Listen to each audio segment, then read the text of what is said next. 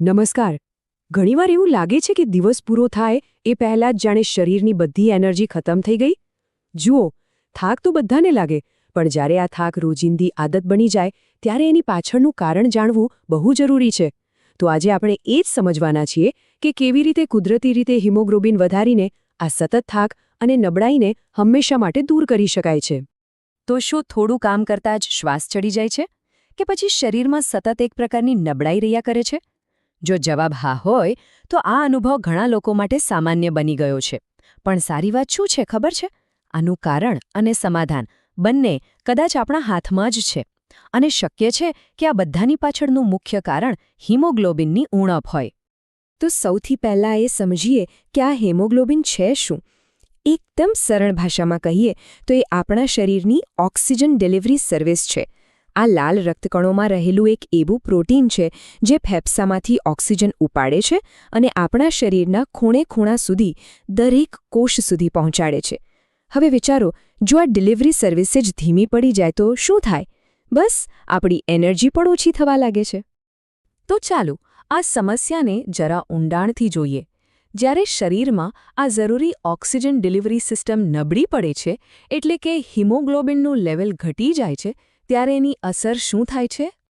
જુઓ, medical science પ્રમાણે તંદુરસ્ત પુરુષોમાં હિમોગ્લોબિનનું સ્તર 13.5થી 17.5 ગ્રામ પ્રતિ ડીએલની વચ્ચે અને સ્ત્રીઓમાં 12.0થી 15.5 ગ્રામ પ્રતિ ડીએલની વચ્ચે હોવું જોઈએ.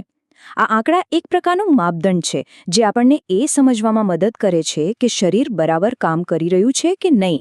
જ્યારે હિમોગ્લોબિન ઓછું થાય ને, જેને આપણે સામાન્ય રીતે એનિમિયા પણ કહીએ છીએ, ત્યારે આપણું શરીર આપણને સિગ્નલ આપવા લાગે છે. જેમ કે કારણ વગરનો થાક લાગવો, ચહેરો ફિક્કો પડવો, થોડું ચાલતા શ્વાસ ફૂલી જવો કે પછી હાથ પગ સતત ઠંડા રહેવા. આને સામાન્ય લક્ષણો સમજીને અવગણવા ન જોઈએ. આ તો શરીરની ચેતવણી છે. પણ અહીંયા એક સારી વાત છે. આ સમસ્યાનો ઉકેલ મોંઘી દવાઓમાં નહીં પણ મોટાભાગે આપણા રસોડામાં જ છુપાયેલો છે. ચાલો હવે એવા કુદરતી ઉપાયો વિશે વાત કરીએ જે પૌષ્ટિક આહાર દ્વારા આપણા શરીરમાં ફરીથી ઊર્જા ભરી શકે છે. ચાલો સૌથી પહેલાં વાત કરીએ 2 એવા સુપરફૂડની જે આયર્નના પાવરહાઉસ કહેવાય છે: બીટરૂટ અને દાડમ. આ બંને લાલ રક્તકણો બનાવવા માટે જરૂરી આયર્ન એટલે કે એના બિલ્ડિંગ બ્લોક્સ પૂરા પાડે છે. અને આ વાત બિલકુલ સાચી છે. બીટરૂટને રામબાણ ઇલાજ કહેવા પાછળ એક મોટું કારણ છે.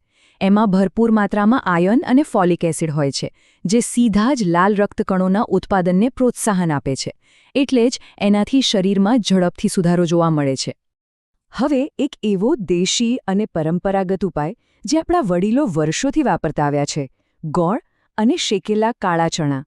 એનિમિયા સામે લડવા માટે આ એકદમ અકસીર ઉપાય છે. ગોળ કુદરતી આયર્નનો ઉત્તમ સ્ત્રોત છે અને ચણા પ્રોટીન અને આયર્નથી ભરપૂર હોય છે. અને હા, લીલા પાંદડાવાળા શાકભાજીને કેવી રીતે ભૂલી શકાય? ખાસ કરીને પાલક, જેમાં આયર્ન અને ફોલિક એસિડ બંને છે. અને સરગવાના પાન તો એનાથી પણ એક કદમ આગળ છે, કારણ કે એમાં આયર્નની સાથે વિટામિન સી પણ હોય છે, જે લોહી બનાવવાની પ્રક્રિયાને વધુ ઝડપી બનાવે છે. જો તાત્કાલિક અને પૌષ્ટિક એનર્જી જોઈતી હોય તો એનો બેસ્ટ સોર્સ છે સૂકા મેવા અને બીજ. આ માત્ર આયર્ન જ નથી આપતા, પણ શરીરને જરૂરી એવા બીજા ઘણા પોષક તત્વો પૂરા પાડીને શક્તિ વધારે છે. રોજિંદા જીવનમાં બસ નાના નાના ફેરફાર કરવાના છે. જેમ કે રાત્રે થોડી બદામ, અખરોટ, અંજીર કે કાળી કિસમિસ પલાળીને સવારે ખાઈ લેવા. એ સિવાય નાસ્તામાં કે સલાડમાં કોળા અને સૂરજમુખીના બીજ ઉમેરવાથી પણ આયર્નની ઉણપ પૂરી કરી શકાય છે. હવે જે વાત કરવા જઈ રહ્યા છે ને, એ સૌથી અગત્યની છે. ખાલી આયર્નવાળો ખોરાક ખાવો પૂરતો નથી. આપણું શરીર એ આયર્નને બરાબર શોષી શકે એ પણ એટલું જ જરૂરી છે. તો ચાલો આ શોષણ વધારવાનું રહસ્ય જાણીએ. આને એકદમ સરળ રીતે સમજીએ. માની લો કે આયર્ન આપણી ફિલ્મનો હીરો છે, પણ એને પોતાનું કામ કરવા માટે એક સાઇડકિક એટલે કે એક સાથીની જરૂર છે. અને એ સાથી છે વિટામિન સી. વિટામિન સી વગર આપણું શરીર આયર્નનો પૂરેપૂરો ફાયદો ઉઠાવી શકતું નથી. તો કરવાનું શું છે? બહુ સિમ્પલ છે. જ્યારે પણ પાલક, ચણા કે કોઈ પણ આયનયુક્ત વસ્તુ ખાઓ ત્યારે એની સાથે આમળા, લીંબુ, ટમાટા જેવી વિટામિન સી વાળી વસ્તુ જરૂર ખાઓ. દાળમાં લીંબુ નીચોવવું કે સલાડમાં ટમાટા ઉમેરવા. આ નાની પણ જબરદસ્ત યુક્તિથી આયનનું શોષણ લગભગ બમણું થઈ જાય છે. જેમ વિટામિન સી આયનનો મિત્ર છે, એમ અમુક વસ્તુઓ દુશ્મન જેવું કામ કરે છે. ખાસ કરીને જમ્યા પછી તરત ચા કે કોફી પીવાની આદત. એમાં રહેલા ટેનિન તત્વો આયનના શોષણને અટકાવે છે. એવી જ રીતે આયન અને કેલ્શિયમ જેમ કે દૂધ એકસાથે ન લેવા જોઈએ, કારણ કે શરીર બંનેને એકસાથે શોષી શકતું નથી. સારું, તો ખાવા પીવાની વાત તો થઈ ગઈ, પણ વાર્તા અહીં પૂરી નથી થતી. આપણી રોજિંદી જીવનશૈલી પણ હિમોગ્લોબિનના સ્તર પર ખૂબ ઊંડી અસર કરે છે. તો ચાલો હવે એ જોઈએ કે આહાર સિવાય આપણી આદતોમાં કયા ફેરફાર લાવી શકાય. જ્યારે આપણે કસરત કરીએ છીએ ત્યારે શું થાય છે?